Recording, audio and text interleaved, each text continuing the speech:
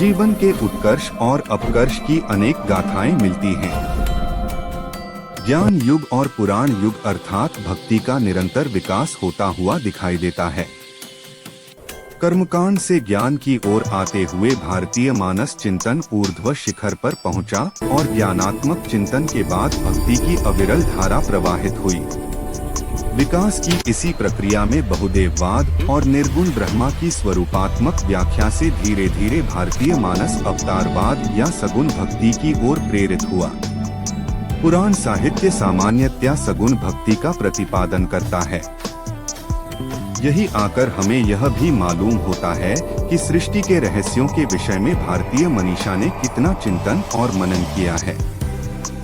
पुराण साहित्य को केवल धार्मिक और कथा कहकर छोड़ देना उस पूरी चिंतन धारा से अपने को अपरिचित रखना होगा, जिसे जाने बिना हम वास्तविक रूप में अपनी संस्कृति और परंपरा को नहीं जान सकते।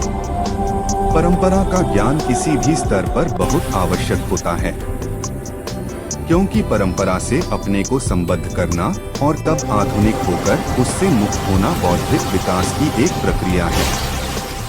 हमारे पुराण साहित्य में सृष्टि की उत्पत्ति, विकास, मानव उत्पत्ति और फिर उसके विविध विकासात्मक सोपान इस तरह से दिए गए हैं कि यदि उनसे चमकदार और अतिरिक्त विश्वास के अंश ध्यान में न रखे जाएं, तो अनेक बातें बहुत कुछ विज्ञान सम्मत भी हो सकती हैं। क्योंकि जहाँ तक सृष्टि के रहस्य का प्रश्न है, विकासवाद के सिद्धांत के बावजूद और वैज्ञानिक जानकारी के होने पर भी वह अभी तक मनुष्य की बुद्धि के लिए एक चुनौती है।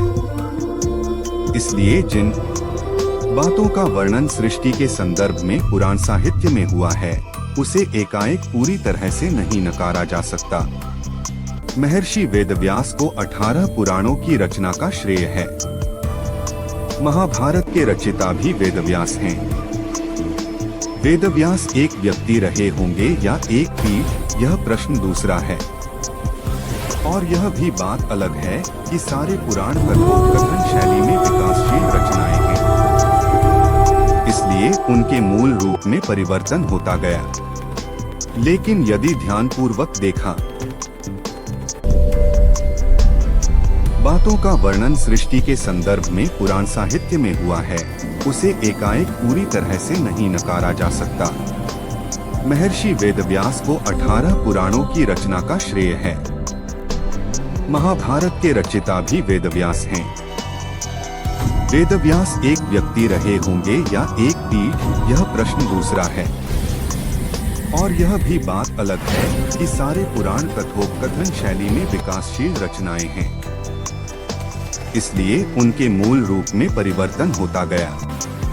लेकिन यदि ध्यानपूर्वक देखा जाए तो ये पुराण विश्वास की उस भूमि पर अधिष्ठित हैं, जहाँ इतिहास, भूगोल का तर्क उतना नहीं रहता जितना उसमें व्यक्त जीवन मूल्यों का स्वरूप। यह बात दूसरी है, जिन जीवन मूल्यों की स्थापना उस काल के साहित्य में की गई, वे आज के संदर्भ में कितने प्रासंगिक रह गए हैं।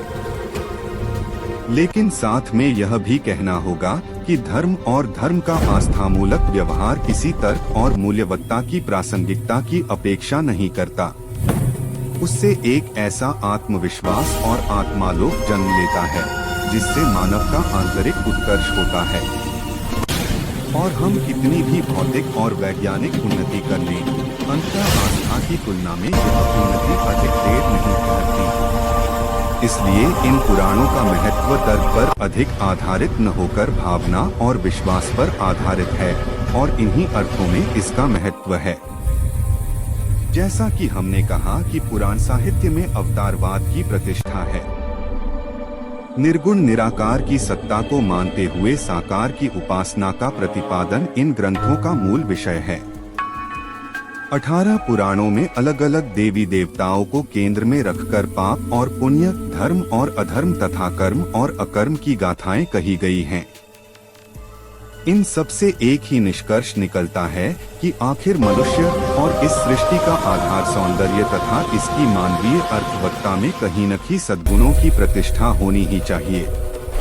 आधुनिक जीवन में संघर्ष की अनेक भावभूमियों पर आने के बाद भी विशिष्ट मानव अपनी अर्थवत्ता नहीं खो सकते। त्याग, प्रेम, भक्ति, सेवा, सहनशीलता आदि ऐसे मानव गुण हैं जिनके अभाव में किसी भी बेहतर समाज की कल्पना नहीं की जा सकती।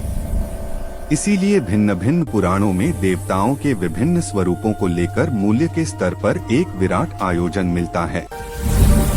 एक बात और आश्चर्यजनक रूप से पुराणों में मिलती है